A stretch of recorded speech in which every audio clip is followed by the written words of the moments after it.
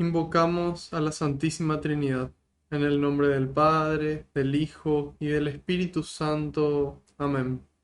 Señor, nos ponemos en tu presencia y yo quiero alabarte y glorificarte, porque tu amor y tu misericordia me alcanzaron. Quiero alabarte y glorificarte, porque no nos tratas como merecen nuestras culpas. Quiero alabarte y glorificarte, Señor, en este tiempo de Adviento, porque por la santa cruz de tu Hijo redimiste al mundo entero por amor y con amor, Señor. Quiero alabarte y glorificarte, porque solo tú eres santo, y tuyo es el poder, el honor y la gloria por siempre, Señor, por siempre. En este momento, Señor, quiero ser humilde como el publicano en el templo. Yo quiero ser humilde, Señor, hoy y pedirte perdón por todos mis pecados de pensamiento, de palabra, de obra y de omisión. Pedirte perdón, Señor, por todas esas cosas malas que hice y las cosas buenas que dejé de hacer. Y le invito a que cada uno haga lo mismo en este momento, en el silencio de su corazón.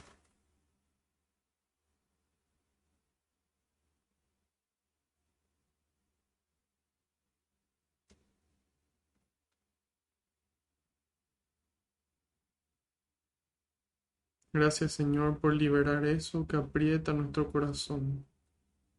Gracias, Señor. Te pido, Señor, que se cumpla tu palabra. Tú dijiste que donde dos o más se reúnan en tu nombre, ahí vas a estar vos presente, Señor. Y nosotros sabemos que aunque no te podamos ver, tú estás aquí entre nosotros, reinando, Señor, reinando contento, porque podemos conocer un poco más de tu palabra, un poco más de tu mensaje, un poco más de tu amor, Señor, de tu humildad. Te pido, Jesús, que tú vayas por delante, que puedas allanar los caminos, que puedas arar la tierra de nuestra mente y nuestro corazón, para que esta semilla que se va a sembrar, que es tu palabra, pueda dar fruto y fruto en abundancia, frutos que permanezcan. En algunos el 30, en otros el 60 y en otros el 100%, Señor. En este momento, Jesús, deposito en tus manos cada pedido de oración que recibimos y cada intención que los aquí presentes traen en el corazón, presentes en espíritu, Señor, en este momento de dificultad.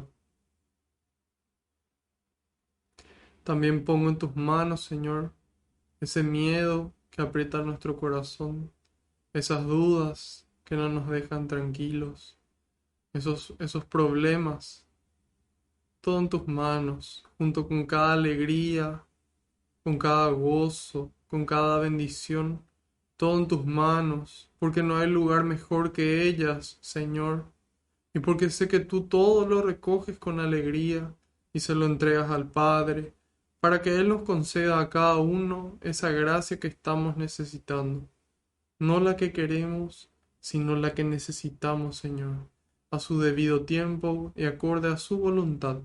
Gloria y alabanza sean dadas a ti por los siglos de los siglos. Amén. En este momento quiero pedirles que intercedan por mí ante el Padre, para que todo lo que transmita sea su voluntad, con las palabras del Hijo, y que sea el Espíritu Santo el que obre con intensidad en ustedes y en mí también.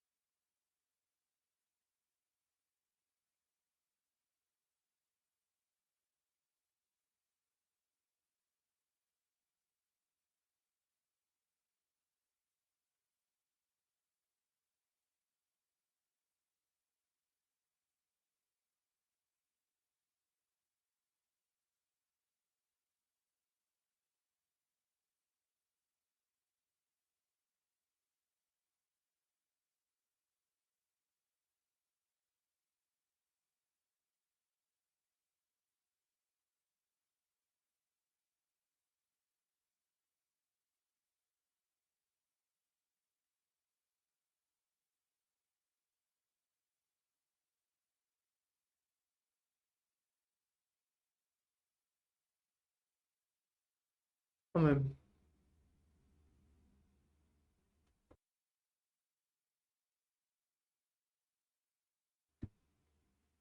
Bueno, vamos a hacer un pequeño repaso del tiempo en el que estamos. Estamos en la segunda semana de Adviento. Esta semana recordamos la fe de que realmente nosotros creemos sin ver en lo que Dios tiene preparado para nosotros. Entonces esta segunda semana nos recuerda preparar el camino del Señor. Es decir, esforzarnos por limpiar nuestra casa, por limpiar nuestra mente, por limpiar nuestro corazón de todo eso que no viene de Dios y también limpiar nuestra vida, nuestros actos. Entonces, en esta segunda semana de Adviento, segunda semana de preparación, continuamos en este espíritu de penitencia, en este espíritu de espera activa.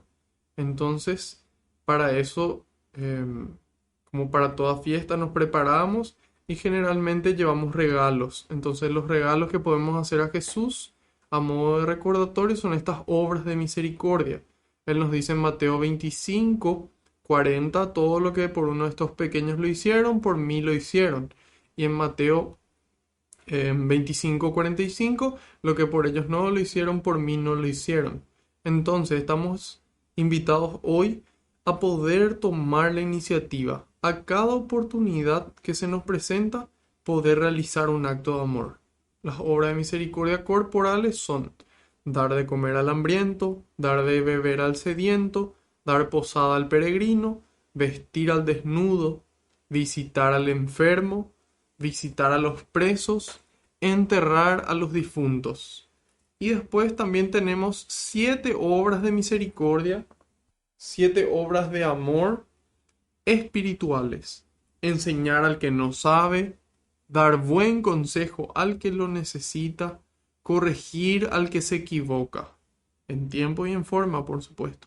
Perdonar al que nos ofende, consolar al triste, sufrir con paciencia los defectos del prójimo.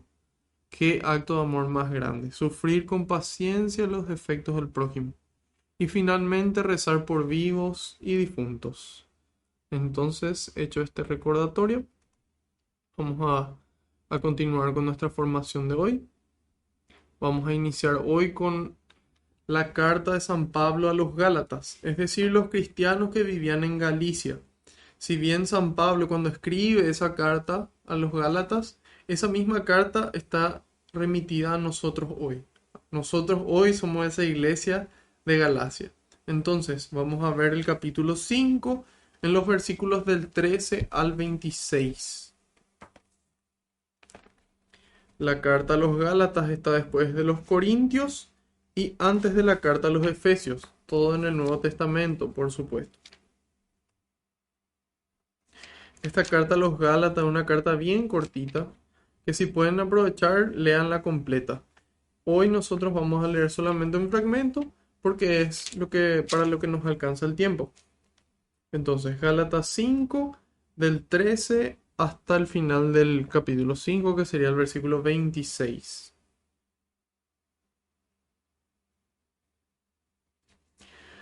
Nuestra vocación, hermanos, es la libertad.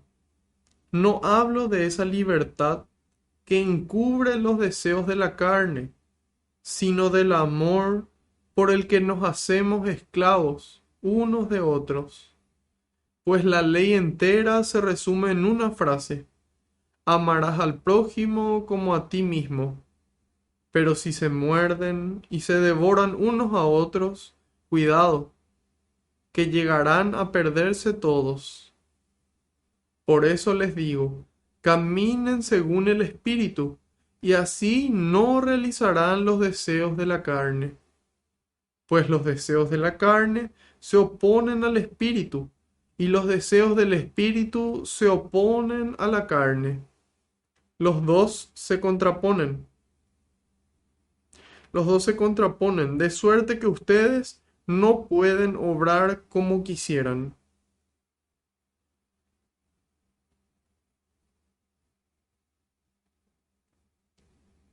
Pero si se dejan guiar por el Espíritu, ya no están sometidos a la ley.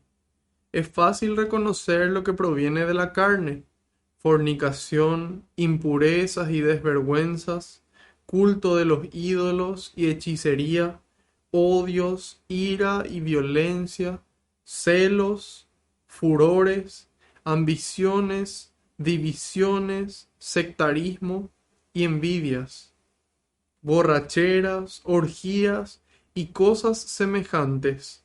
Les he dicho y se lo repito: los que hacen tales cosas no heredarán el reino de Dios. En cambio, el fruto del Espíritu es caridad, alegría, paz, comprensión de los demás, generosidad, bondad, fidelidad, mansedumbre y dominio de sí mismo. Estas son cosas que no condena ninguna ley. Los que pertenecen a Cristo Jesús han crucificado la carne con sus impulsos y sus deseos. Si ahora vivimos según el Espíritu, dejémonos guiar por el Espíritu. Depongamos toda vanagloria, dejemos de querer ser más que los demás y de ser celosos. Palabra de Dios, te alabamos, Señor. Aquí es importante lo que destaca San Pablo porque dice el título de esta perícopa. Ya sabemos que perícopa es una sección de la Biblia, un título, generalmente están puestos en negrita, en donde va desde un lugar hasta el final del siguiente. Entonces, en este caso, esta perícopa se llama la verdadera libertad. Es decir, de que existe una libertad aparente y una libertad verdadera. Una libertad aparente y una libertad verdadera. Generalmente, ¿cuál es la diferencia entre un producto original y una copia?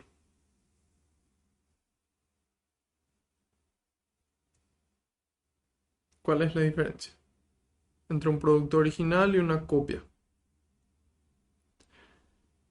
Generalmente, la copia es más barata que el original, ¿verdad? Generalmente la copia es más barata que la original. Entonces es más fácil de conseguir, es más fácil de obtener. Igual que la libertad falsa. A esta libertad falsa se le llama libertinaje, que no es lo mismo que la libertad. Y aquí San Pablo nos va a explicar en qué consiste esa verdadera libertad. Entonces, primera diferencia entre un producto original y una copia: el precio. ¿Cuál es más fácil de conseguir? ¿Qué es más fácil de hacer? Decir, esta es mi libertad, yo soy libre de hacer lo que quiero y hago nomás. O realmente, así como dice San Pablo, dice, nuestra vocación, hermanos, es la libertad. ¿Por qué habla de que la vocación es la libertad? Y nos dice, no hablo de esa libertad que encubre los deseos de la carne, sino del amor por el que nos hacemos esclavos unos de otros.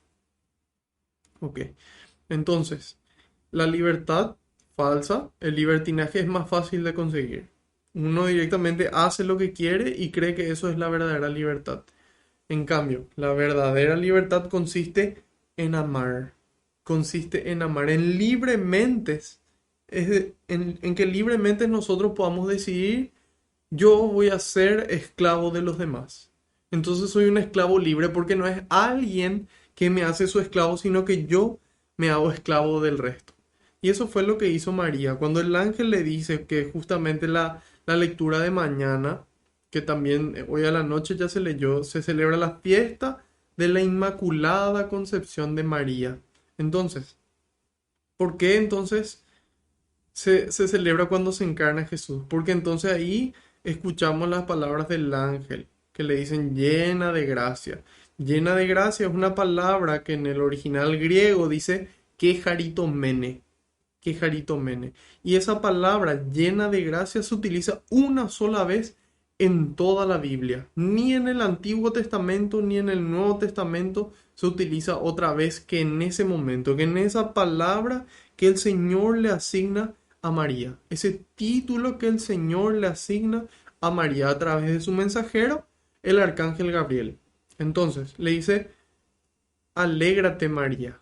Jaire que jaritomene en griego. Alégrate María, le dice, porque el Señor ha mirado la humildad de su servidor. Entonces, ahí nos damos cuenta de cuál es la verdadera libertad. Es poder renunciar a nosotros mismos, renunciar a esa carne que siempre quiere tomar el camino más corto para poder amar. Entonces, si nosotros queremos amar verdaderamente, tenemos que tomar el camino largo. Les quiero mostrar una imagen que hice para que puedan entender mejor lo que San Pablo está diciendo aquí. Es una imagen que grafica, básicamente grafica, lo que, lo que ocurre en la naturaleza y lo que siempre ocurre en la naturaleza y de cómo nosotros podemos diferenciarnos entre lo que hay en la naturaleza y lo que somos nosotros. Entonces, a ver si encontramos.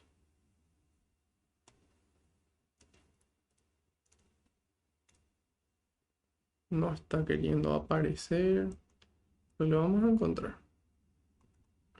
Probablemente esté aquí.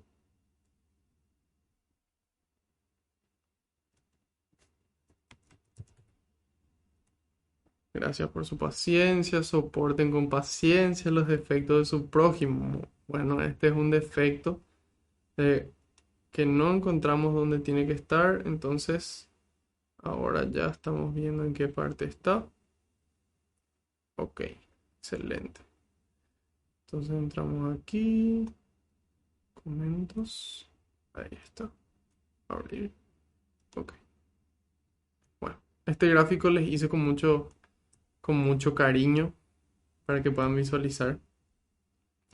Y tal vez algunos van a preguntarse, ¿qué es eso? Nunca he visto un gráfico tan feo. Bueno, no importa la belleza del gráfico, aquí lo que importa es el significado. Esto que tenemos a la izquierda es un enchufe y al cual le enchufamos un cable. Este cable vemos aquí como en el medio se separan dos caminos, uno hacia arriba, otro hacia abajo. En este camino que está abajo vemos unas rayitas que se encuentran en el medio del camino. Eso sería una resistencia, es decir, un aparatito que se coloca en el cable para que ocurra algo cuando la electricidad pasa por ahí. Si nosotros hacemos correr electricidad, ¿por cuál camino ustedes creen que va a correr la electricidad? ¿Por el de arriba, donde no hay resistencia, o por el de abajo, donde sí hay resistencia? Si es que no pudieron deducir, la electricidad siempre va a correr por el lugar donde no hay resistencia. Siempre. No es que la electricidad va a decir, bueno, si me voy por este lado, voy a poder encender una lavarropa y se va a poder lavar una ropa. Entonces voy a hacer eso, me voy a esforzar más. No. La electricidad una y otra vez va a tomar el camino de arriba. Siempre. Porque así es la naturaleza. Tiene esa ley del menor esfuerzo. Esa ley del camino más corto. Esa ley en donde el beneficio que importa es mi beneficio. Entonces, si nosotros aplicamos esto mismo a nuestra vida y yo digo, bueno, yo puedo robar este dinero que está destinado para este fin y beneficiar a mi familia, a mis amigos, y ese va a ser el camino corto, el camino de arriba, para que yo me beneficie. En cambio, yo también puedo decidir, voy a tomar el camino de abajo. ¿Por qué? Porque nosotros decimos, vamos a tomar el camino más largo, voy a trabajar, voy a conseguir dignamente este dinero sin perjudicarle a otras personas. Porque evidentemente, si yo le robo a esas personas, yo me beneficio, pero primero a través de un hecho incorrecto, un hecho malo, y le perjudico a alguien más. Entonces, nosotros no somos como la electricidad, que necesariamente vamos a ir hacia un lugar. Nosotros tenemos la razón que nos permite a nosotros ir por el camino de abajo, ir por el camino largo, ir por el camino de la cruz, ir por el camino que a nosotros nos cuesta más, pero le beneficia al otro. O lo mismo, o lo mismo nosotros podríamos decir hoy a un perro. Si es que nosotros a un perro le ponemos enfrente una hamburguesa, por ejemplo, el perro no va a decir, bueno, voy a dejar la hamburguesa para más tarde porque a lo mejor voy a tener hambre. O tampoco va a decir, estoy a dieta, mejor no como, o hoy es viernes de cuaresma, no voy a comer la hamburguesa. No, el perro no tiene esa capacidad de razonamiento, no tiene esa razón, solamente tiene instinto. Nosotros los humanos también tenemos una parte instintiva. Sin embargo, Dios nos regaló la razón para que nosotros podamos decidir. Y para poder decidir tiene que haber libertad. Tienen que haber esos dos caminos que vimos. Si hay un solo camino, ahí no hay libertad. Yo suelo dar el ejemplo de, de la fidelidad en una pareja. Si es que yo vivo solo en una isla con mi novia, no tiene ningún mérito que yo le sea fiel porque no hay con quién ser infiel, no hay otro camino. Sin embargo, si yo estoy en el medio de la ciudad, tengo un trabajo donde estoy rodeado de mujeres, donde las mujeres en este caso se comportan de forma indebida por algún motivo, o por interés, o por querer perjudicar, no sabemos, no importa. Entonces, si teniendo la oportunidad de ser infiel, yo soy fiel, entonces sí podemos nosotros decir de que existe la libertad. La verdadera libertad consiste en poder elegir y poder darnos cuenta de que lo que Dios quiere siempre es lo mejor para nosotros. Y no solamente para nosotros, hay veces que a nosotros nos va a costar más, pero va a ser mejor para el prójimo, para el otro prójimo y si nosotros pensamos bien, inclusive para la humanidad entera. Si nosotros pensamos lo que hizo Cristo, Él dice: nadie tiene el poder de quitarme la vida, yo la entrego voluntariamente. Entonces, ¿qué beneficio tenía Él? Él tenía que morir en una cruz, Él tenía que ser torturado hasta casi morir desangrado y ser desfigurado por los golpes. ¿Qué beneficio tuvo Él? Y tal vez en ese momento, ninguno. Sin embargo, Él por nosotros lo hace. Entonces, esa es la libertad. Él teniendo la posibilidad de elegir el camino corto o el camino correcto, elegir el camino correcto. Esa es la verdadera libertad. Elegir entre el camino del egoísmo, yo, y después, yo de vuelta, elegir el camino del amor, elegir el camino de la ayuda, elegir el camino de la misericordia. Entonces, esos son los dos caminos. Esa es nuestra verdadera vocación, la libertad. Porque solamente en la libertad se puede dar el amor. En la medida en la que yo soy un esclavo o directamente estoy sometido porque alguien me obliga, ya sea a punta de pistola o alguna amenaza, eso realmente no es amor. El amor solamente se da en la libertad. Entonces Dios nos deja libres porque tanto nos ama que respeta nuestra voluntad. ¿Y qué hizo? Nos amó primero para que nosotros podamos darle una respuesta de amor. A ese amor que recibimos de Él, nosotros vamos a devolverle una respuesta de amor. Entonces, nuestra verdadera vocación es la libertad, no la que encubre los deseos de la carne, es bien claro, sino del amor por el que nos hacemos esclavos unos de otros. Nos hacemos servidores. Ponemos primero la necesidad del otro antes que, antes que nuestro propio beneficio. Es importante, categórico, que nosotros estemos bien para poder ayudar al prójimo. Sin embargo, en la medida en la que perjudicamos al prójimo para estar mejor nosotros, entonces ahí no hay amor. Continuamos. En el 14 dice: pues la ley entera se resume en una frase. Nosotros queremos resumir toda la ley, 613 prescripciones. Ama a tu prójimo como a ti mismo. Y ahí podemos pensar tal vez, bueno, pero nuestro amor es imperfecto. Hay gente que le gusta que se le mienta. Mentime, por favor, que me gusta, dicen la gente hoy. De repente escuchamos canciones que dicen lo mismo. O hay gente que no sé, que le gusta que se le pegue, tiene un problema y es masoquista. Entonces le gusta. O le gusta ver sufrir al otro y es sádico. Entonces él ama de una forma imperfecta. Y se ama a sí mismo de forma imperfecta. Y es ahí donde entra este mandamiento nuevo de Jesús: ámense los unos a los otros como yo les he amado. Como yo les he amado. Entonces ahí cambia, ahí sube el nivel, ya no como a nosotros mismos, que deberíamos de amarnos primero para poder amar al prójimo, sino que no solamente amar como a nosotros mismos, sino como Dios nos ama, como Jesús nos amó, dando la vida por nosotros. Pero si se muerden y se devoran unos a otros, cuidado, que llegarán a perderse todos. Entonces, esto no es para que tengamos miedo, esto es para que nosotros podamos adquirir conciencia, que podamos darnos cuenta de que nuestros actos nos afectan, de que nuestros actos nos afectan a nosotros y al prójimo. Dice en el 16, por eso les digo, caminen según el Espíritu y así no realizarán los deseos de la carne, pues los deseos de la carne se oponen al Espíritu y los deseos del Espíritu se oponen a la carne. Tal vez nosotros podamos entender entonces que nuestro cuerpo es malo, de que nuestro cuerpo es malo. Sin embargo, no es así. San Juan Pablo II en su catequesis, que se llama La teología del cuerpo, él enseña justamente cómo nuestro cuerpo también está llamado a la santidad, cómo estamos llamados a ser santos en nuestro cuerpo. Fray Nelson nos dice santos e inmaculados, así nos quiere Dios. Y nosotros muchas veces nos apuramos y por apurarnos dejamos de ser santos e inmaculados. Y hay ciertas cosas como por ejemplo las relaciones sexuales que podemos tenerlas pero todavía no hasta que estemos casados. Entonces nosotros nos apuramos y dejamos de ser santos e inmaculados. En cambio, si nuestra vocación es el matrimonio, en el momento en el que nos casamos vamos a poder hacer eso y vamos a seguir siendo santos e inmaculados.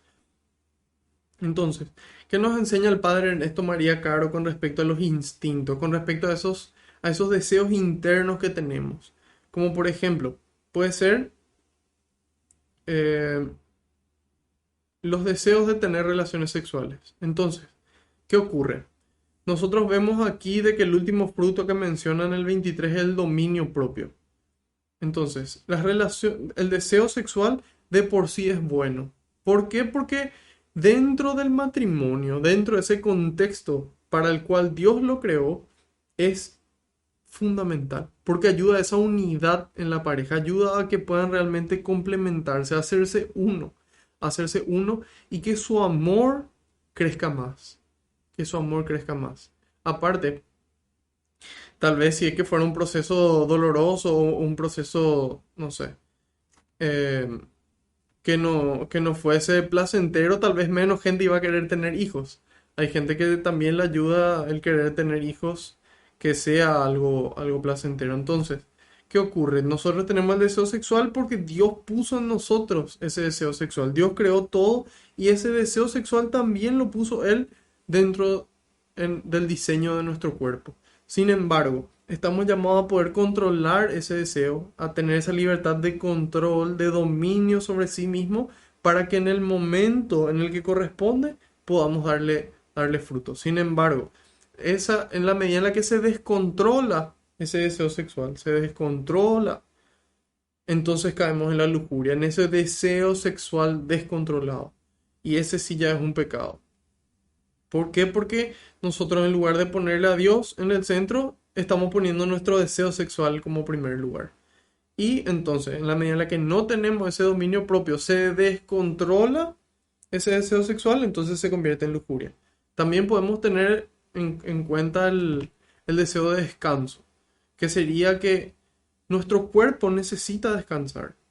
Si fuera por nosotros, tal vez todo el día estaríamos haciendo cosas y más cosas que nos gustan y cosas que son buenas, tal vez. Espero. Pero nuestro cuerpo necesita descansar. Entonces ese deseo de descanso es bueno, porque nuestro cuerpo lo necesita. Necesita ese descanso para rendir más, para rendir bien.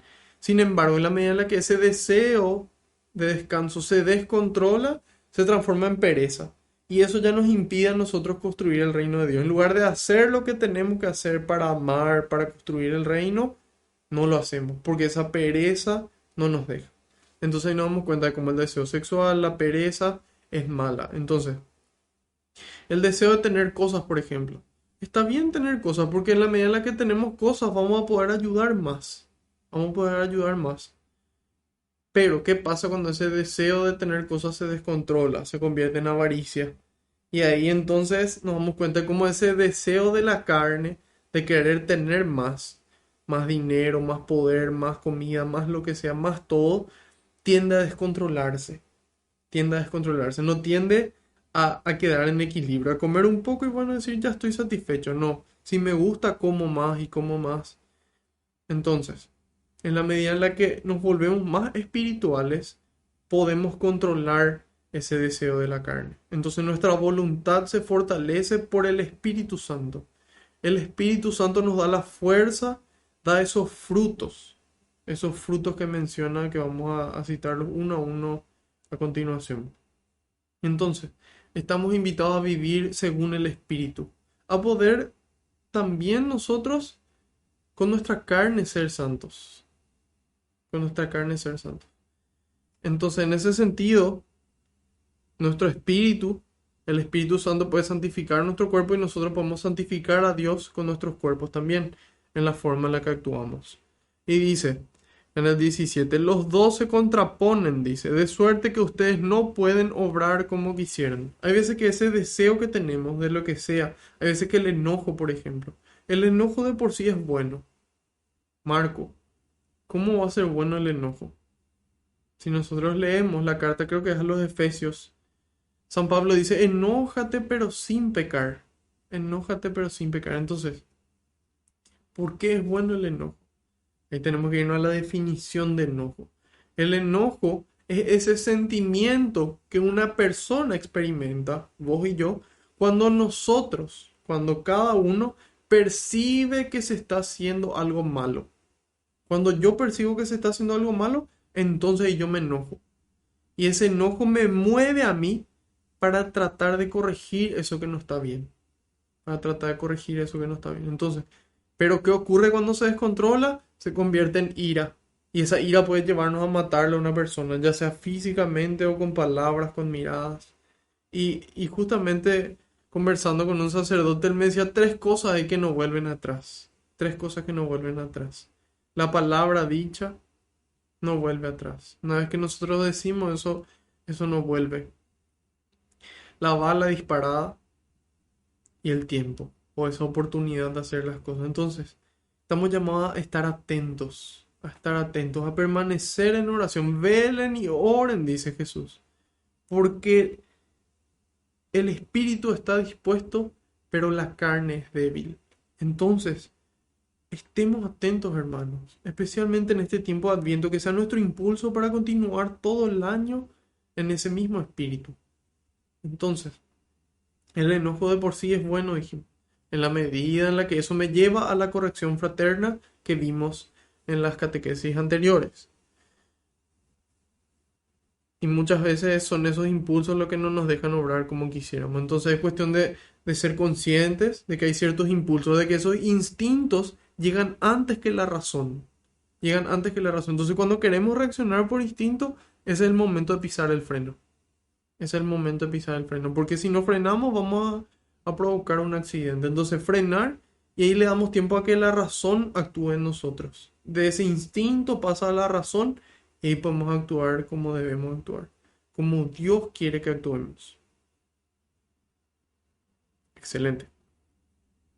Y dice, pero si se dejan guiar por el Espíritu, ya no están sometidos a la ley. Es decir, ya no hay un paso a paso que yo tengo que cumplir, sino que es aplicar la misma ley del amor a todos los casos. En este caso, amar. En este caso, amar. En este caso, amar. Entonces, la medida en la que nos dejamos guiar por el Espíritu, ya no es que tenemos que cumplir las cosas. Una vez un sacerdote amigo me dijo, con respecto a la castidad no es un fin de por sí, no es algo que yo cumplo o no cumplo, sino que es un medio que me sirve a mí para poder tener ese dominio propio y para que en el momento de la dificultad, yo pueda tener ese dominio propio. Entonces, prepararse porque en el matrimonio también estamos llamados a vivir la castidad.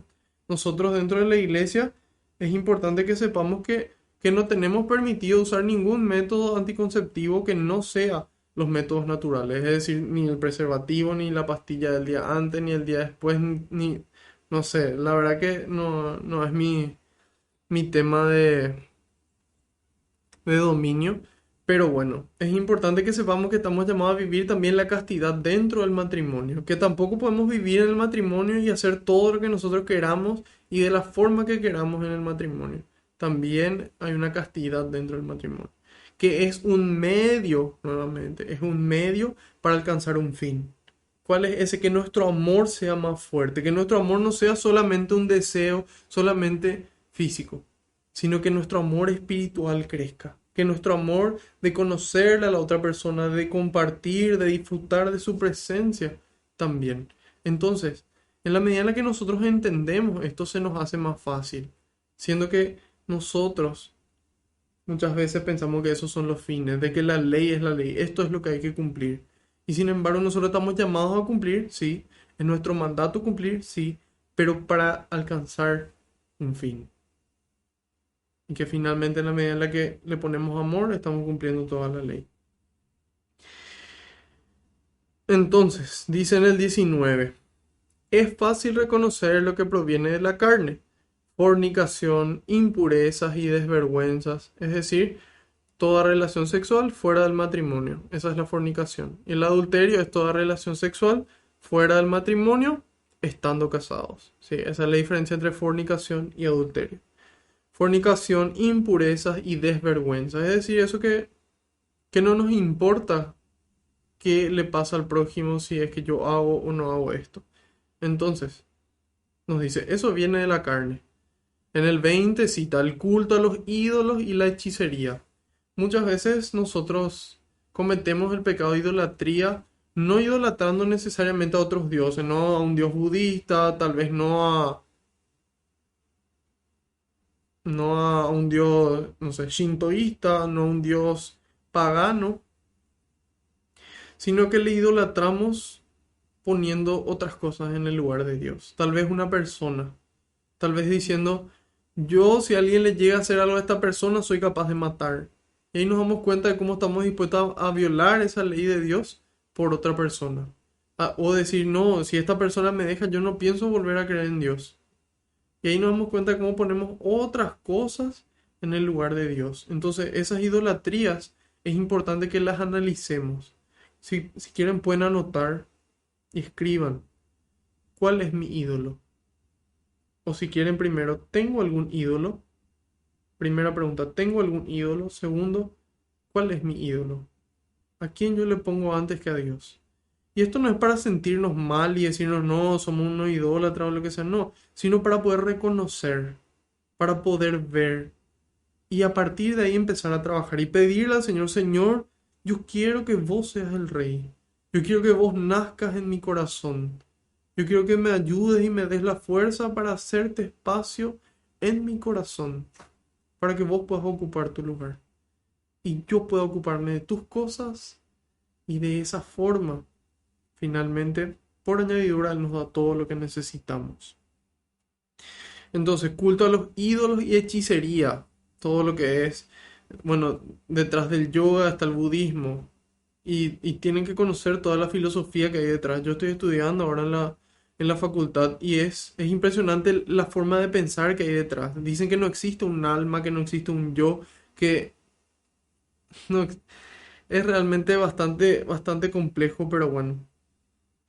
Depositar nuestra suerte en el horóscopo. Hay gente que sigue leyendo el horóscopo para ver cómo le va a ir. Hay gente que tal vez ustedes no lo crean, pero se van a que le tiren las cartas, que le lean las manos, o que confía en su atrapasueño que coloca colgando con su rosario de su auto.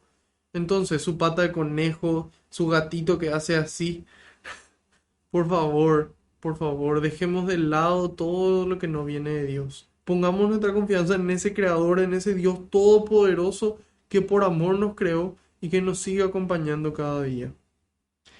Entonces, hasta aquí tenemos fornicación, pecados sexuales, impurezas, culto a los ídolos, hechicería, atención, odios, ira y violencias. Hay veces que nosotros miramos el ojo ajeno y vemos la viga y decimos, no, mira, esa persona es un abusador, esa persona tiene una vida desordenada, esta persona hace esto, esta persona hace lo otro, pero en el momento en el que alguien nos hace algo, nosotros nos enojamos con ira y reaccionamos mal y somos violentos. Y somos violentos. Y aquí San Pablo le pone en la misma categoría a ese pecado de impureza o al pecado de ira. Entonces, es importante que le demos lugar también a los demás pecados. Si bien los pecados que se cometen con el cuerpo Son los únicos que se convierten con nuestro propio cuerpo, el resto no. Pero eso no quita de que la ira, estos odios que tenemos a veces hacia la gente que ataca a la iglesia, por ejemplo, yo le odio a esa persona. ¿Cómo van a destruir esta iglesia? Yo le odio a esa persona. ¿Qué dice Jesús? Recen por sus perseguidores. Amen a los que le odian. Porque si le aman a los que le aman, ¿qué mérito tienen? Dice. Los paganos, los que no creen en Dios, la gente mala. No todos los paganos son malos, pero también hay gente mala. También hace eso, nos dice Jesús. Ustedes sean diferentes, ámense los unos a los otros como yo les amé. Entonces, aquí estamos llamados a ser íntegros. ¿Qué significa eso? A ser completos. No solamente, no, yo soy casto de hace 2 años, hace 3 años, pero la cantidad de groserías que digo, o cómo me enojo, o la pereza que reina en mí, o la gula que tengo que no soy capaz de parar y de convidar a alguien que necesita, o tal vez la envidia que siento hacia esa gente que puede seguir haciendo lo que yo ya no puedo hoy porque estoy con Dios. O la avaricia de que yo lo único que quiero es ganar más dinero y más y más. Dinero, poder, placer, lo que sea. Entonces, esa soberbia de decir, no, yo soy más que el resto está por debajo mío porque ellos no hacen esto, no hacen esto, no hacen esto.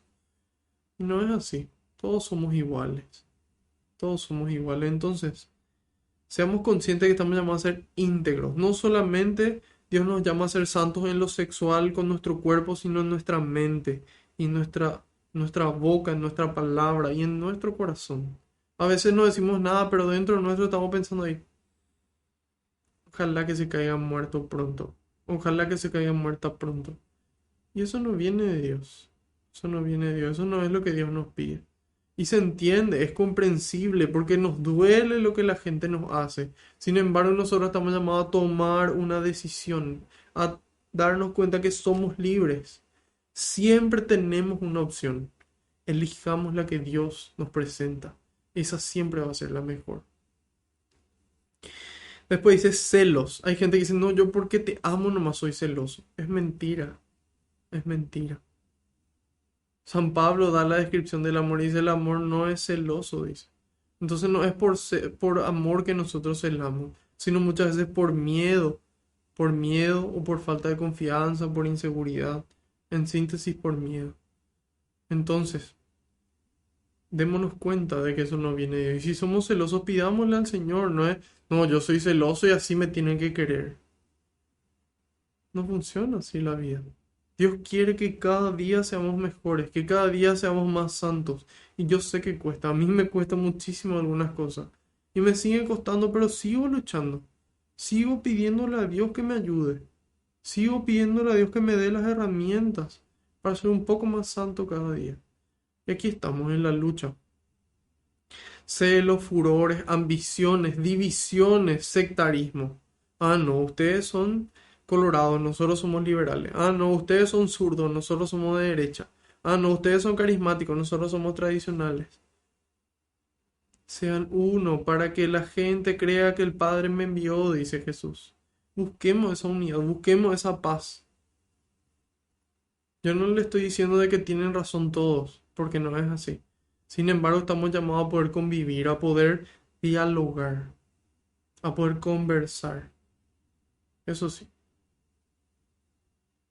Después dice borracheras, orgías y cosas semejantes. Les he dicho, tales cosas no heredarán el reino de Dios.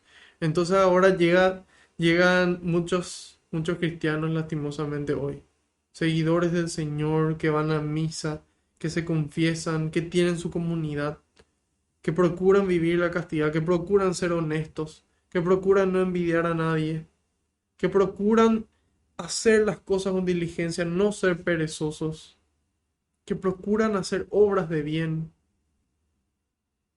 pero a la hora de la verdad, el trago es fuerte.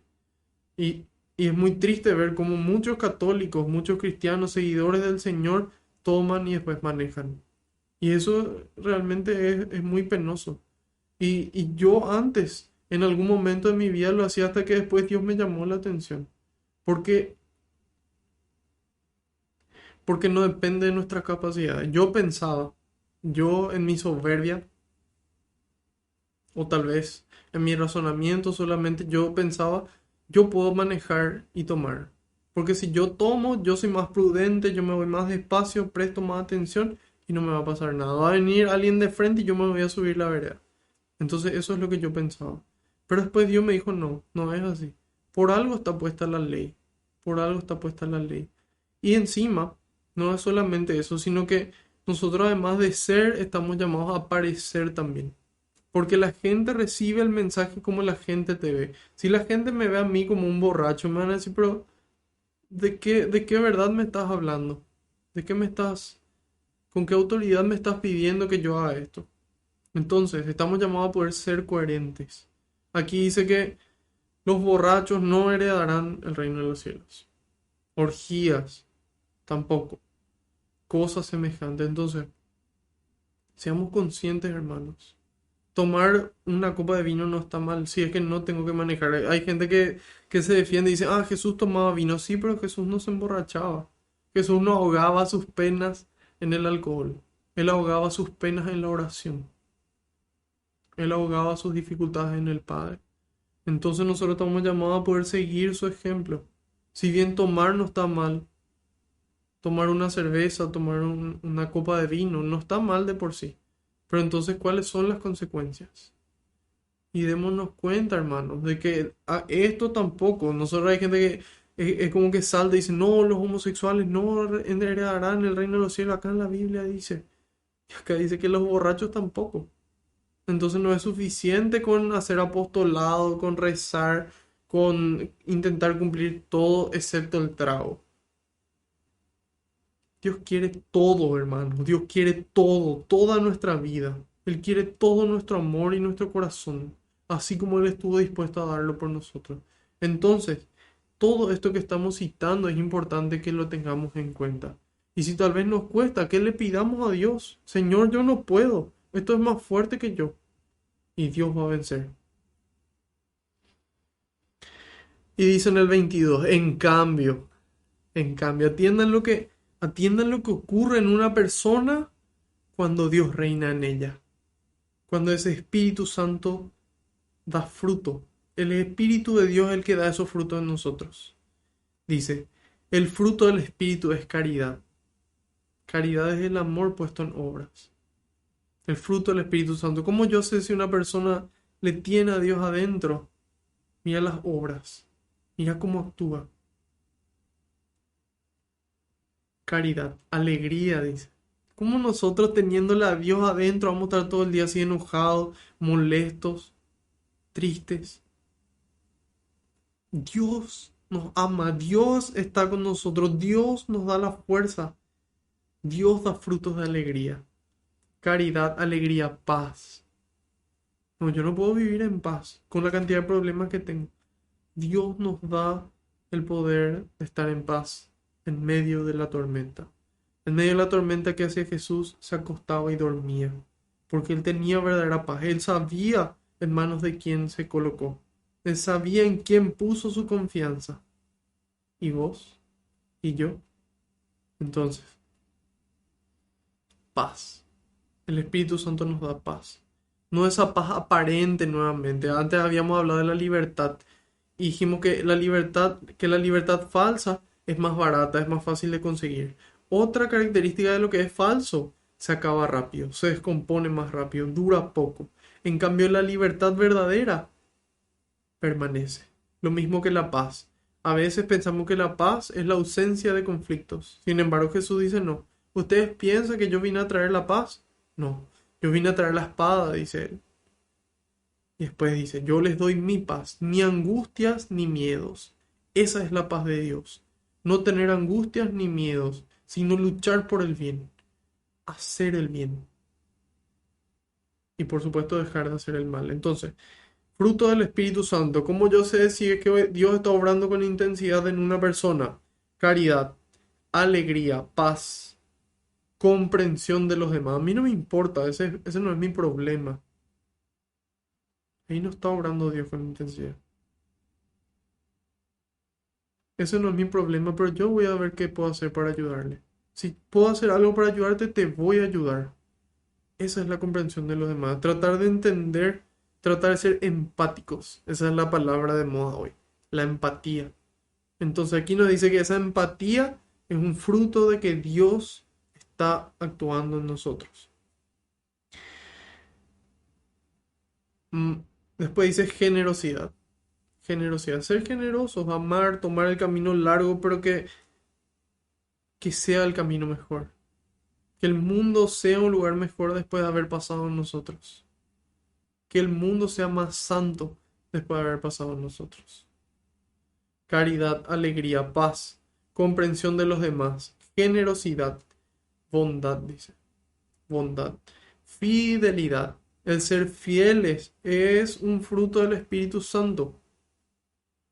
Es un fruto del Espíritu Santo. Familia que reza unida, permanece unida.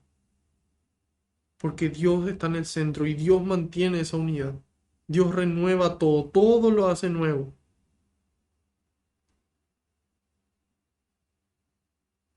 Mansedumbre, dice.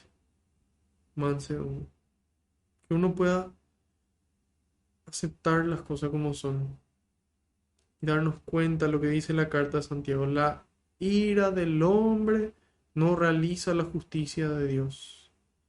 La ira del hombre no realiza la justicia de Dios. Entonces, mansedumbre.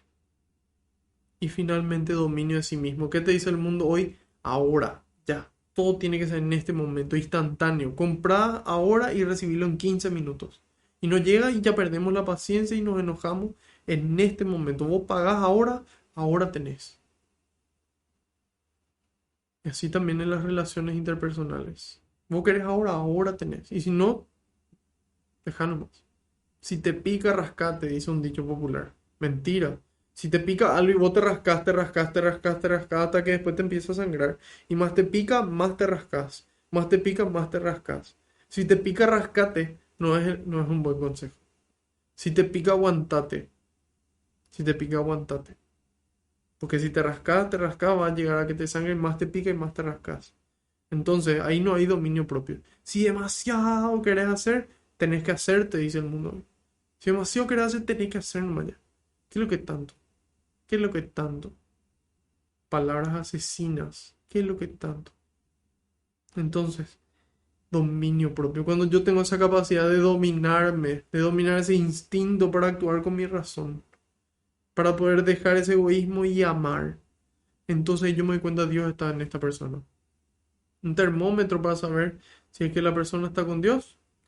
Caridad, las obras de amor, alegría, paz, comprensión de los demás, generosidad, generosidad, bondad, fidelidad, mansedumbre y dominio de sí mismo.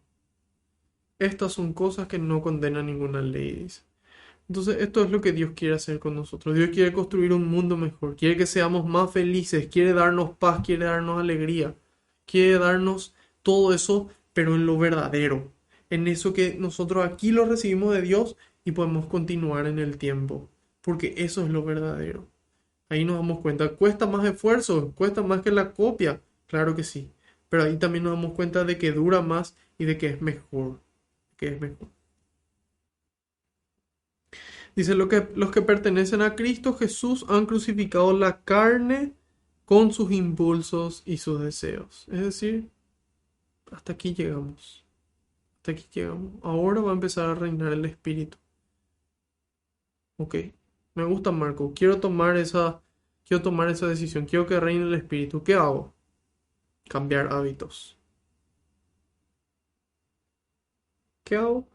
Cambiar hábitos. Hay que cambiar hábitos. Esto no sirve. Son como esas dietas cortas que en poco tiempo muchos buenos resultados, pero después cuando empiezan a comer suben el doble de lo que bajaron. Entonces hay que cambiar hábitos.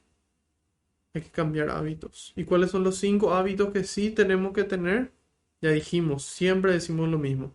Lectura y meditación de la palabra de Dios. Oración y ayuno.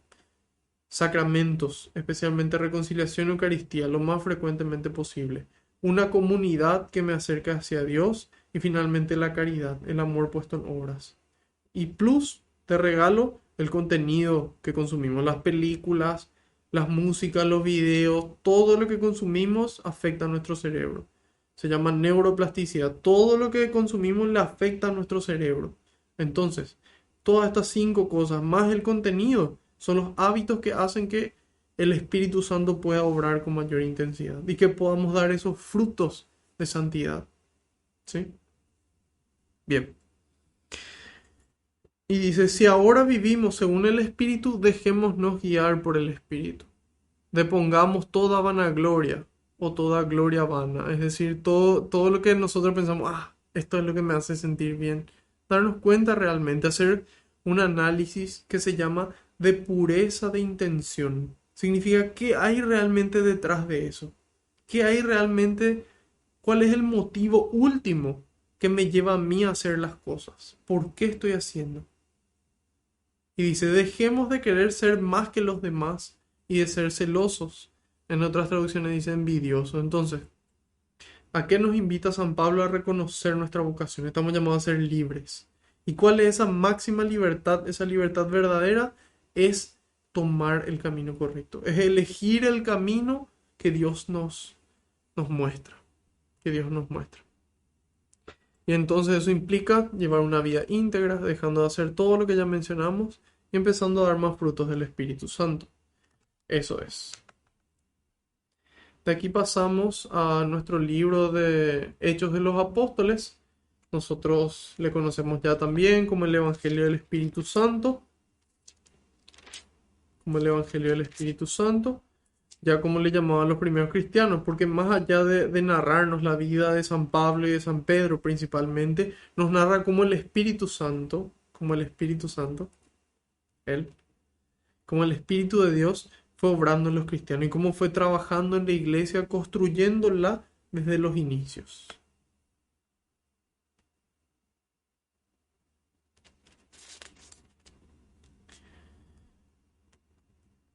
Veo que hay gente que algunas personas piden para que sean agregadas al WhatsApp. Al terminar la clase pueden dejarme sus números o escribirme ahí al privado. No hay ningún problema. Y yo les voy a estar escribiendo y agregando al grupo. Hoy vamos a ver a partir del capítulo 19, perdón, capítulo 11, versículos del 19 al 30. Sería desde el 19 hasta el final. Hoy vamos a ver lo que sería la fundación de la iglesia de Antioquía. Antes de esto, bueno, habíamos visto cómo empieza prácticamente este libro con con la venida del Espíritu Santo, cómo esa primera iglesia estaba reunida y vemos cómo vivían los primeros cristianos. Después fuimos avanzando hasta que ahora, en estos últimos capítulos, habíamos visto la vida de San Pedro, de que tuvo una visión, se fue junto a Cornelio.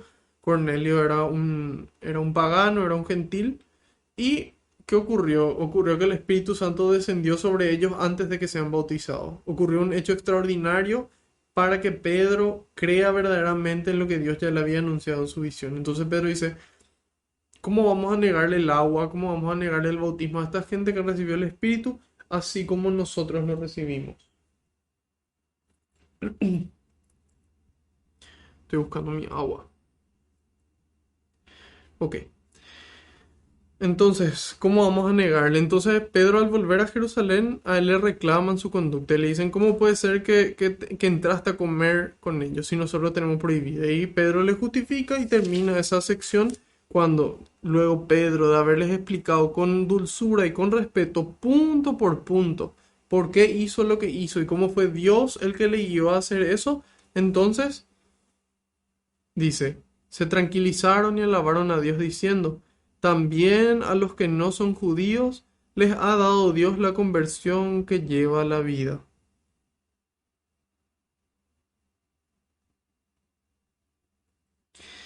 Y ahí continuamos nuestra clase de hoy.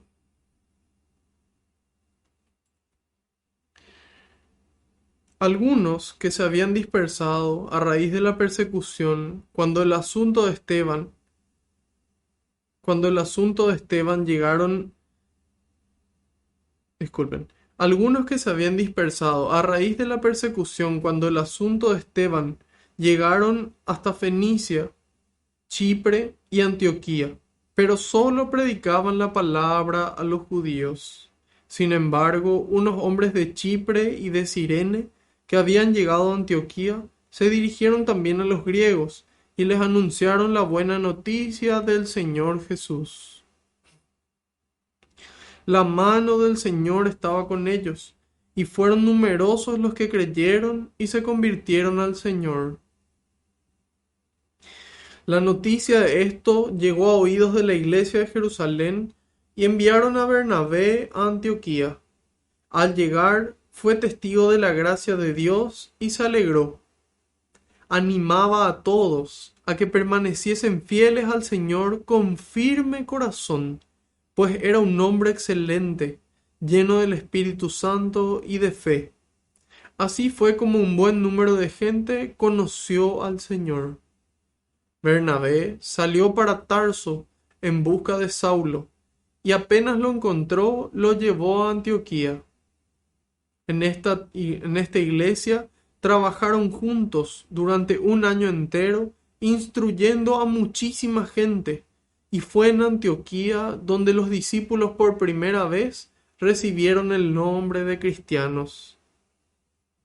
Por aquel tiempo bajaron algunos profetas de Jerusalén a Antioquía. Uno de ellos, llamado Ágabo o Agabo, dio a entender con gestos proféticos que una gran hambre vendría sobre todo el mundo, la que de hecho sobrevino en tiempos del emperador Claudio. Entonces cada uno de los discípulos empezó a ahorrar según sus posibilidades, destinando esta ayuda a los hermanos de Judea. Así lo hicieron, enviándosela a los presbíteros por medio de Bernabé y Saulo. Palabra de Dios, te alabamos, Señor. Te alabamos, Señor. Un momentito, voy a traer el agua porque...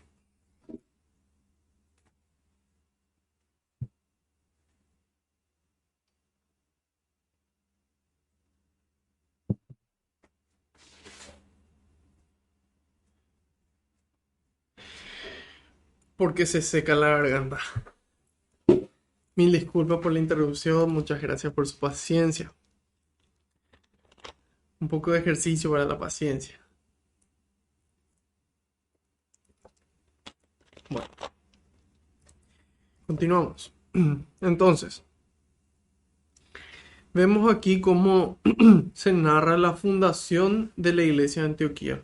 Y empieza diciendo que algunos que se habían dispersado a raíz de la persecución cuando el asunto de Esteban. Entonces, habíamos visto, esto creo que estaba en Hechos 8 que nos narraba esa persecución cruenta que se desató contra los cristianos.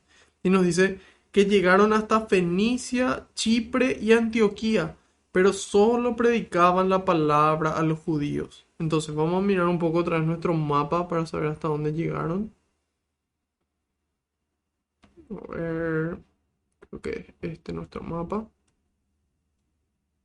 No, aquí. Entonces, vemos aquí abajo, dice Jerusalén. Ahí es donde estaban los discípulos, que sería en la parte de Judea. Y si nos vamos aquí, en donde está Jerusalén, nos vamos directamente más hacia arriba, vemos a Antioquía. Antioquía. Antioquía de Siria sería eso. Entonces, desde Jerusalén fueron hasta Antioquía. También dice que llegaron a Chipre.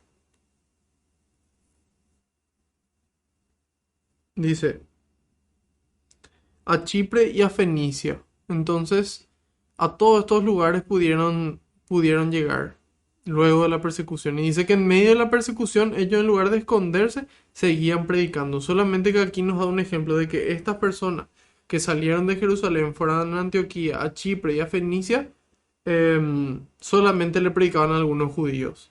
Sin embargo, nosotros tenemos un ejemplo diferente, que son los que llegan después, ¿sí? Y dice en el 20, sin embargo, unos hombres de Chipre y de Cirene, que habían llegado a Antioquía, se dirigieron también a los griegos y les anunciaron la buena noticia del Señor Jesús, dice.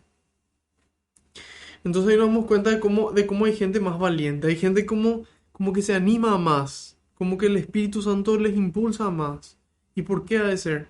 Y seguramente porque por la vida en la que llevan, y hay veces que también se da eso por la personalidad de cada uno. Sin embargo, ¿a qué estamos llamados nosotros? A ser como ellos. A no evangelizarle a la gente que nos gusta nomás, a la gente que nos quiere nomás. Intentar también con la gente que está alejada, con la gente que tal vez no nos quiere tanto. Y a lo mejor sea el Evangelio ese motivo que nos ayude a unir. Tal vez no, pero no perdemos nada a comprobar. No perdemos nada y podemos ganar mucho. Podemos ganar mucho. Podemos salvar un alma de la muerte, habíamos dicho en la catequesis anterior. Entonces, si nosotros leemos el comentario de la Biblia de Navarra, nos dice, este relato enlaza con la dispersión de los cristianos originada tras el martirio de Esteban. Eso fue lo que mencionamos recién. Eso era Hechos 8 del 1 al 4. Dice, ahora se narra la difusión del Evangelio que llega a Antioquía de Lorentes.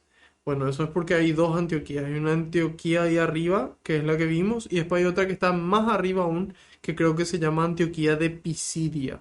Es otra Antioquía.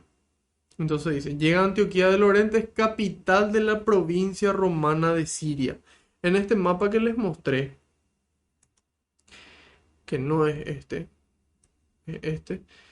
Aquí, si yo subo más arriba este mapa, van a poder ver que, que ahí dice, bueno, no logro subir. Pero todo lo que ven en verde en este mapa es el territorio romano, ¿sí? Todo lo que ven en verde era Roma en la época en la que nació Jesucristo. Todo esto era Roma.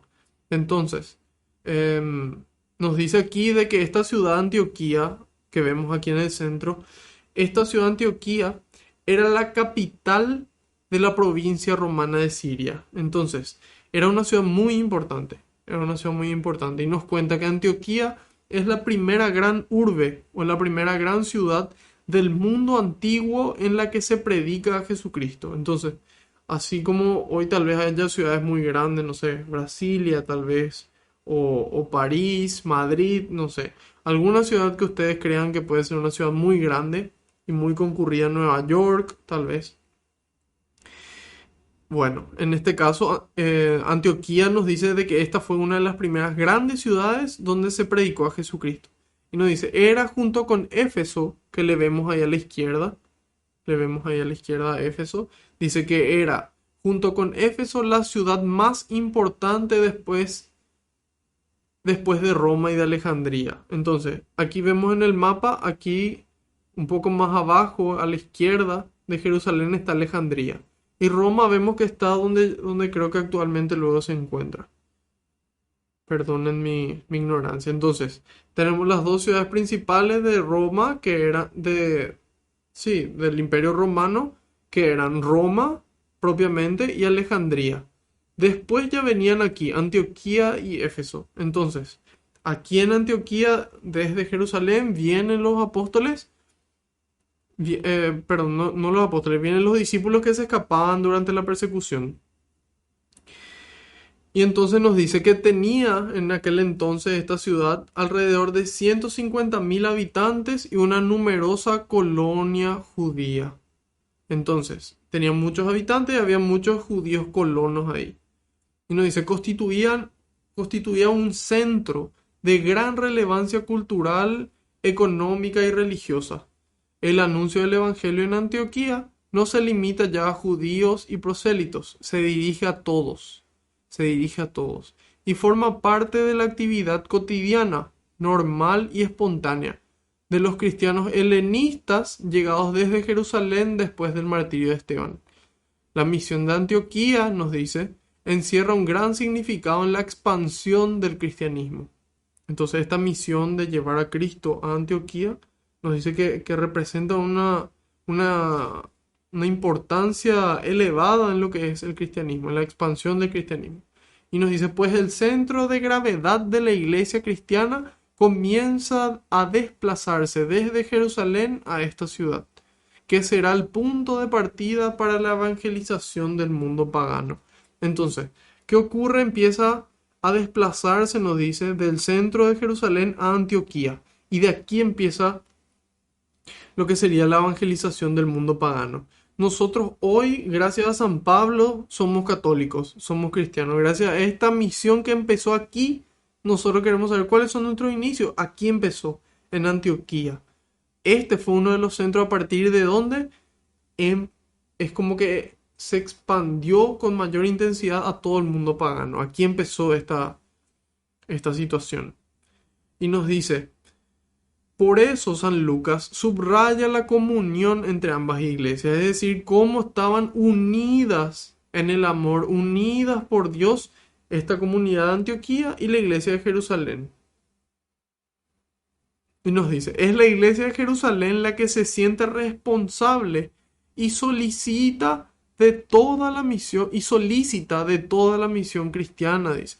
Y por ello envía a Bernabé, hombre de confianza de los apóstoles. Entonces, aquí vemos de cómo es la iglesia de Jerusalén la que se siente responsable.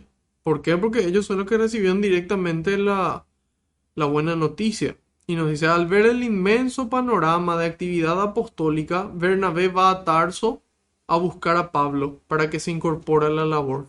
A su vez, es la iglesia de Antioquía la primera en mostrarse atenta ante las necesidades de la iglesia madre. Bueno, aquí en Antioquía hay varios santos muy famosos. Uno de ellos es San Ignacio de Antioquía, que vivió en el siglo, creo que falleció en el 107. Entonces sería más o menos el siglo primero o el siglo segundo vivió San Ignacio de Antioquía. Otro santo de esta ciudad de aquí de Antioquía es San Juan Crisóstomo, al que tanto nosotros solemos escuchar, al que tanto solemos leer, el que comenta aquí lo que solemos leer, los pasajes. Y en realidad su nombre es San Juan de Antioquía, ese es el nombre de San Juan Crisóstomo, pero a él le pusieron Crisóstomo de apodo porque significa boca de oro. Entonces, San Juan Crisóstomo era también aquí de Antioquía. Entonces, de esa forma es como que tenemos ya un poco más el contexto de en qué parte del mundo estaban. Ahí vemos de que estaba Jerusalén, Antioquía, Éfeso, Roma, Alejandría, Imperio Romano. Jerusalén, de Jerusalén suben a Antioquía y empiezan a evangelizar en Antioquía. Primero a los judíos que estaban ahí, que eran muchos, y después llegaron otros y dijeron, no, esto es para todos. Y empezaron a perder ese miedo y a llevar a todos los ámbitos de la vida, a esa vida cotidiana de los griegos. Y vemos que esa iglesia se preocupa por la iglesia que está más necesitada. Entonces, le ven a la iglesia de que iban a pasar necesidad y ellos que tenían más poder adquisitivo, le ayudan a la iglesia de Jerusalén. Bien. Entonces, continuamos. Aquí en el 19 dice, algunos que se habían dispersado a la raíz, esta parte ya vimos, de que solamente a los judíos, sin embargo, se dirigieron también a los griegos y les anunciaron la buena noticia del Señor Jesús. ¿Cuál es esa buena noticia? Jesús dice, vayan y anuncien la buena noticia. ¿Qué buena noticia, Señor? El reino de los cielos está cerca. El reino de los cielos se ha acercado. El reino de los cielos está ahora entre ustedes. ¿Qué es el reino? Romanos 14:17. No es comida, no es bebida, no es nada material. Acordémonos, no es nada material. El reino de Dios no es nada material. Es alegría, es paz y es justicia en el Espíritu Santo. Entonces Jesús dice, el reino de Dios está ahora aquí. El reino de Dios empieza aquí. Aquí empieza y van a poder tener paz, van a poder tener alegría, van a poder tener justicia en el Espíritu Santo, porque Dios le va a dar a pesar de que estén viviendo una situación difícil. Entonces, ¿qué hacen ellos? Le anuncian la buena noticia. El reino de Dios ha llegado. Dios se encarnó, murió y resucitó, nos libró del pecado. Ese es el querigma, ese es el mensaje. Y envió su Espíritu para que nosotros continuemos la misión. Esa es la buena noticia. Dios ha venido a liberar a su pueblo de la esclavitud del pecado. Esa es la buena noticia. Y nos dice, La noticia de esto llegó a oídos de la iglesia de Jerusalén y enviaron a Bernabé. Perdón, antes de eso dice, la mano del Señor estaba con ellos. Entonces, no es la capacidad que ellos tenían para que la gente crea, sino que es Dios mismo el que estaba con ellos. Entonces, eso le daba poder a su palabra. Eso le daba autoridad porque era Dios el que estaba con ellos. Y si Dios está conmigo, significa que yo estoy con Él. Significa que yo estoy con Él. Y eso significa que yo le doy mi tiempo, que yo le doy un espacio en mi vida, que yo le doy prioridad, que yo le amo, que yo le amo. Entonces, si todavía no estamos ahí, si ya estamos ahí, pedirle, yo quiero amarte más, más, Señor. Yo quiero amarte mejor, Señor. Y si todavía no estamos ahí, pedirle lo mismo. Yo quiero amarte más, Señor. Yo quiero amarte mejor. Y entonces dice, la mano del Señor estaba con ellos. Y fueron numerosos los que creyeron y se convirtieron al Señor. Hoy, ¿por qué la gente no cree? Porque nosotros no damos testimonio. Por eso no solamente la gente no cree, sino que deja de creer. Entonces demos testimonio y la gente va a volver a creer. Eso es lo que tenemos que hacer. Dar testimonio, anunciar la buena noticia con nuestras palabras y nuestras obras. Después dice, la noticia de esto llegó a oídos de la iglesia de Jerusalén y enviaron a Bernabé a Antioquía. Entonces dijeron, bueno, aquí está ocurriendo algo importante, tenemos que continuar ahí. No dijeron, no, ya estamos en este pueblo, entonces vamos a todos los pueblos. No, en este pueblo, aquí vamos a trabajar. Y ahí nos dice que un año estuvieron trabajando, no dice 6 meses. No dice estuvieron acá un ratito, no dijeron un lunes cada vez por semana. Un año estuvieron ahí para poder formar esa nueva comunidad y que esa comunidad permanezca. Por eso que es importante la perseverancia. Yo no me canso de repetir y siempre digo lo mismo. Seguramente que hay algunos que ya están cansados, pero voy a tener que seguir repitiendo. Y nos dice, entonces le enviaron a Bernabé porque era importante para ellos. Al llegar fue testigo de la gracia de Dios y se alegró, dice. En lugar de decir, pero ¿y esta gente dónde salió? ¿Por qué no empezaron acá si nosotros en Jerusalén estamos? No, se puso contento. Dice, esto también viene de Dios. Gloria a Dios por esto. Y ahí se da cuenta de que había un trabajo más grande, de que él no iba a poder solo. Por eso que yo siempre les pido su colaboración, que puedan vivir primero, que puedan encontrarse con el Señor y vivir con Él. Y que me ayuden también en esta labor de evangelización, que puedan compartir. Hay gente que invierte millones y millones de guaraníes que en este momento yo no tengo para poder invertir en la evangelización. O si no, yo iba a gastar todo mi dinero en eso. Y compartan. Venzámosle a Facebook que quiere mostrar lo que quiere mostrar. Mostrémosle al Señor, que sea Él el rey de las redes sociales. Que sea Él el rey, que seamos nosotros los pescadores de hombres, ya no con las redes de pescadores, sino con las redes sociales. Llevemos al Señor, llevemos al Señor. Bueno, y dice, animaba a todos, animaba a todos. Entonces, ¿cómo nosotros le podemos animar a alguien si nosotros mismos lo estamos decaídos? Difícil es, prácticamente imposible. Entonces, primero nosotros tenemos que dejarnos animar por Dios, por ese Espíritu Santo que nos anima, por ese Espíritu Santo que nos anima. Y aquí es importante em, darnos cuenta de algo. Esta no es nuestra misión, esta no es la misión del hermano Marco, o del hermano, o de la hermana, o del país, o... No, esta es una misión de Dios. Nosotros trabajamos para el Señor, con su iglesia que Él instituyó. Entonces, hay que saber quién es el alma de la misión. Es muy famoso que en el fútbol, por ejemplo, se dice, ese es el alma del equipo. O en una fiesta, Él es el alma de la fiesta, Él es el que anima, Él es el que le da vida. Entonces somos nosotros los que tenemos que animar. Animar a este mundo que está desanimado. ¿Y con qué animar? Con el Espíritu de Dios. Nada puede revivir, nada puede levantar esos huesos secos para que se vuelvan a unir, que vuelvan a tener vida, sino es el Espíritu de Dios. Y ya el Papa Pablo VI, luego del Concilio Vaticano II en 1964, Él redacta una constitución dogmática sobre la iglesia. Es decir, una constitución dogmática sobre la iglesia. Uno de los documentos más importantes de la iglesia redacta Pablo VI en 1964 al terminar el Concilio Vaticano II. Se llama Lumen Gentium. Lumen Gentium. Y aquí él nos menciona de que es el Espíritu Santo el alma de la misión. Nos dice qué tan importante es el Espíritu Santo.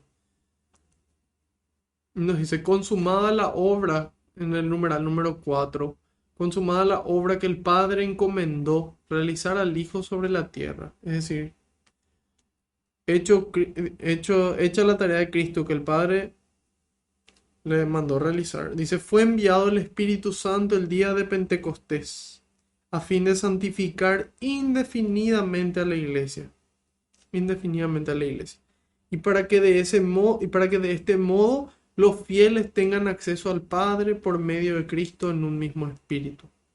En efecto, el espíritu y la esposa de Cristo, que es la iglesia, dicen al Señor, ven. Dicen al Señor, ven. Entonces ahí tenemos Lumen Gentium. El Espíritu Santo es el alma de la misión.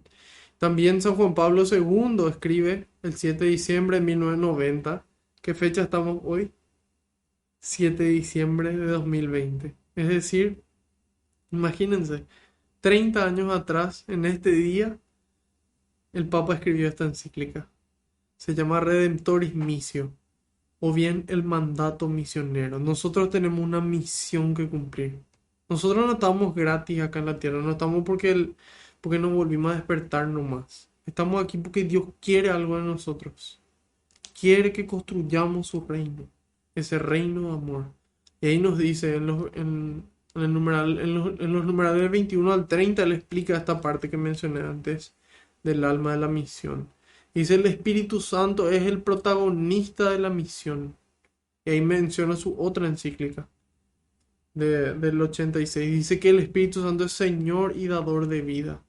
El Espíritu Santo está en todo en todo está el Espíritu Santo que da la vida. Entonces, volvamos al Espíritu Santo. ¿Está bien rezarle a María? Por supuesto que sí. Ella es nuestra intercesora, nuestra abogada que nos lleva a Cristo. ¿Está bien rezar a los santos? Claro que sí. Sin embargo, nunca dejemos de lado al Espíritu Santo. Está bien que recemos a todos. Y lo que no debemos hacer es dejar de lado al Espíritu Santo. Él siempre tiene que estar ahí. Ese es el Espíritu que nos anima. Ese es el Espíritu que le animaba a Esteban que le animaba a Bernabé para que él le anime a todos. Porque nosotros decimos, estamos en un tiempo difícil. Claro que sí. Pero ¿qué tiempo fue fácil? Animaba a todos a que permanezcan fieles al Señor con firme corazón. Con firme corazón. El Señor nos decía en Mateo 6:21, donde está tu tesoro, ahí está tu corazón. Donde está tu tesoro, ahí está tu corazón. Es decir, en donde vos considerás que eso es importante, ahí está tu corazón.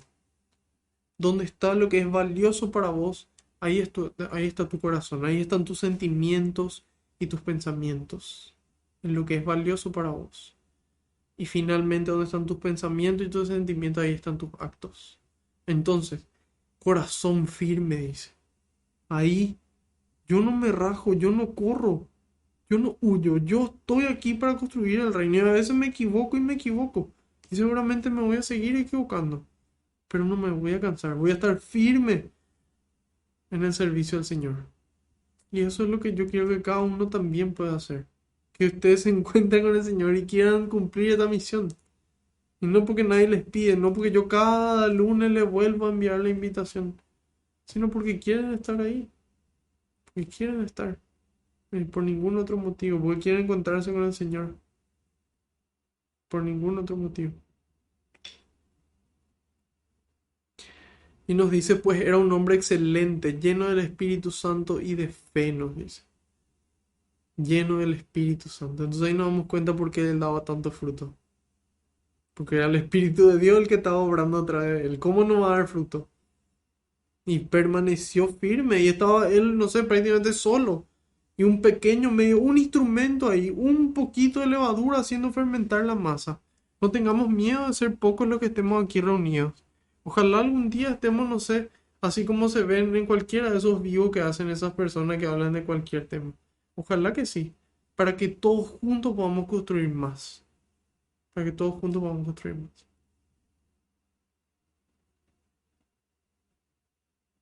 Y nos dice, era un hombre excelente, lleno del Espíritu Santo y de fe. Así fue como un buen número de gente conoció al Señor. Qué lindo que la gente pueda conocer a Dios a través nuestro.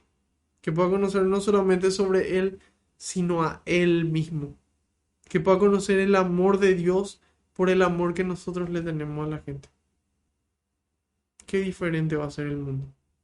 Cambiemos el mundo.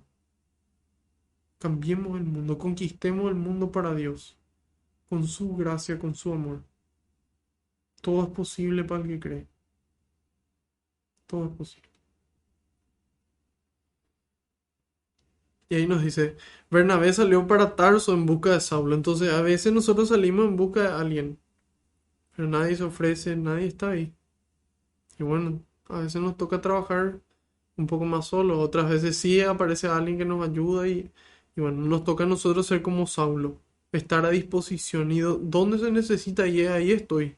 Pedirle, Señor, dame ganas de servir. Hay gente que de repente me escribe y me dice, estoy mal porque tal situación. Y está sirviendo. Porque primero le pregunté qué tal tu oración, qué tal tu lectura, qué tal tu misa diaria, qué tal esto, qué tal lo otro, y todo parece bien. Y está sirviendo. Ese servir te ayuda a salir de vos mismo, te ayuda a ver otros problemas, te ayuda a amar y ese amor te ayuda a sentirte mejor. Entonces, seamos como Saulo, dispuestos a ayudar, atentos. ¿Dónde se necesita? Ahí estoy yo. ¿Dónde se necesita? Ahí estoy yo. Hagámoslo. Y dice, y apenas lo encontró, lo llevó a Antioquía. En esta iglesia trabajaron juntos, dice. Trabajaron juntos durante casi un año entero. Durante un año entero trabajaron ahí, instruyendo a muchísima gente. Entonces, ¿cómo se preparó Saulo para poder ir a instruir durante un año a muchísima gente? ¿Cómo se preparó Bernabé? Ellos no es que se fueron nomás a improvisar. Y qué lindo que es el amor de Dios. Y acá tenemos esto y estas oraciones. Ellos se prepararon en serio. Esto no es poca cosa. Esto es llevarle a Dios. Hay que llevarle de la mejor forma posible. Tenemos que prepararnos y que estén aquí esta noche es una buena señal. Significa que están por ese camino. Atraigámosle a otras personas. No tengamos miedo. Contentos llevemos al Señor. Contentos. Y dice, y fue en Antioquía donde, donde los discípulos por primera vez recibieron el nombre de cristianos. Entonces no es poca cosa. No es poca cosa que nosotros nos asocien con Cristo. Que nosotros seamos seguidores. Hay gente que orgullosa te dice, sí, yo soy de tal club. Sí, yo soy olimpista de corazón. Sí, yo soy paraguayo. Viva la selección paraguaya y la garra guaraní. Y de todo corazón así, orgulloso de su club.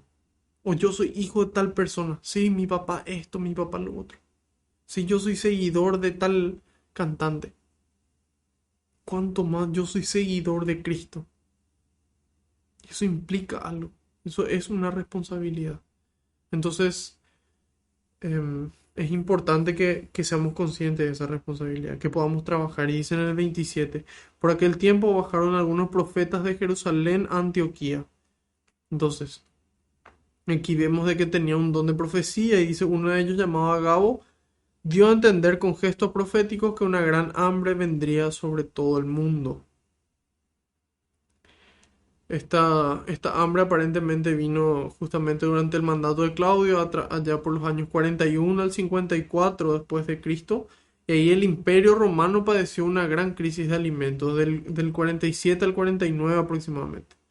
Claudio fue el que estuvo al mando entre el 41 al 54. Entre el 47 y el 49 se da la hambruna.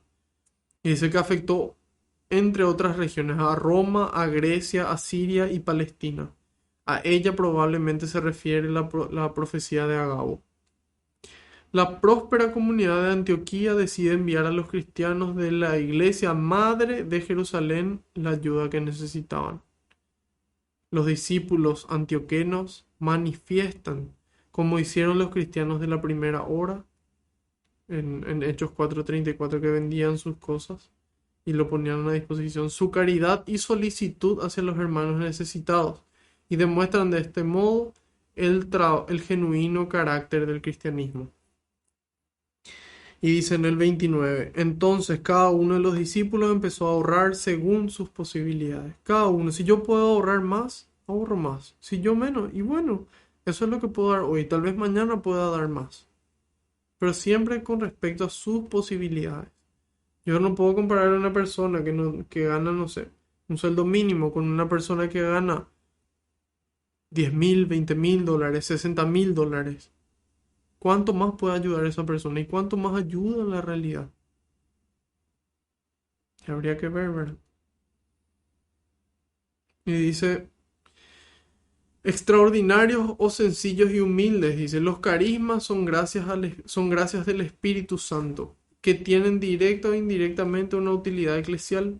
Los carismas están ordenados a la edificación de la iglesia, nos dice el Catecismo, número 799, al bien de los hombres y a las necesidades del mundo. Entonces aquí vemos cuánta generosidad. Cuánta generosidad. Dice, así lo hicieron enviándosela a los presbíteros por medio de Bernabé y Saulo. Entonces, para cerrar, tres cosas. Tres cosas. Primero, estar con Dios. La mano de Dios estaba con ellos. Ellos estaban con Dios. Estar con Dios. Segundo, trabajar para construir el reino. Evangelizar con palabras y con obras. Eso es lo segundo. Entonces, estar con Dios, evangelizar con palabras y con obras. Testimonio. Finalmente, ayudar al que necesita. Monetariamente también.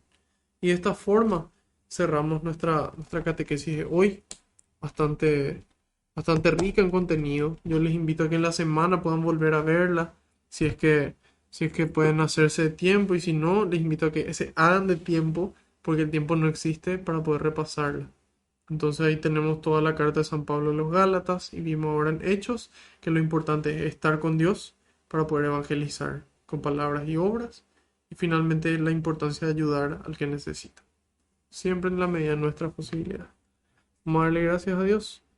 Señor, quiero darte gracias por otra noche de servicio, otra noche de encuentro contigo. Te doy gracias por esta oportunidad inmerecida. Te doy gracias por elegirnos para construir tu reino. Y te pido que nos ayudes cada día a ser más santos. Que vamos cada día a estar más contigo y así parecernos más a ti. Envía, Señor, más obreros a la viña, porque la cosecha es grande y los obreros son pocos. Gloria y alabanza sean dadas a ti, por los siglos de los siglos. Amén. Que todas las palabras que se pronunciaron se queden grabadas con el fuego del amor en nuestra mente y nuestro corazón y nos lleve a amar. Te decimos todos juntos, Padre nuestro que estás en el cielo, santificado sea tu nombre, venga a nosotros tu reino, hágase tu voluntad en la tierra como en el cielo. Danos hoy nuestro pan de cada día, perdona nuestras ofensas, como también nosotros perdonamos a los que nos ofenden. No nos dejes caer en la tentación y líbranos del maligno. Amén. Madre Santa, te damos gracias por ser ejemplo para nosotros. Te pedimos que podamos acompañarte en esta dulce espera del nacimiento de Cristo en cada uno de nuestros corazones. Te damos gracias por ser ejemplo de cómo estar con Dios, de dar testimonio con palabras y obras y de ayudar a esos necesitados como lo hiciste en las bodas de Caná. Dios te salve María, llena eres de gracia, el Señor es contigo. Bendita tú entre las mujeres, y bendito es el fruto de tu vientre, Jesús. Santa María, Madre de Dios, ruega por nosotros los pecadores, ahora y en la hora de nuestra muerte. Amén. Haciendo caso al pedido del Papa, rezamos a San Miguel Arcángel. San Miguel Arcángel, defiéndenos en la batalla. Sé nuestro amparo contra la perversidad y acechanzas del demonio. Reprímale Dios, pedimos suplicantes. Y tú, príncipe de la milicia celestial, arroja al infierno con el divino poder a Satanás y a los demás espíritus malignos que andan dispersos por el mundo, para la perdición de las almas. Amén. Gloria al Padre, al Hijo y al Espíritu Santo, como era en el principio, ahora y siempre, por los siglos de los siglos. Amén. Santa María, Inmaculada, sin pecado concebida, ruega por nosotros. Que la paz y la alegría del Señor nos acompañen a todas partes. En el nombre del Padre, del Hijo y del Espíritu Santo. Amén. Esta es la semana número 50 del año, así que probablemente es nuestra clase número 50 y espero que podamos terminar este año de la mano del Señor. Así que nos veremos el próximo lunes, Dios mediante y por delante. Que puedan vivir este adviento de la mejor forma con el Señor. Adiós.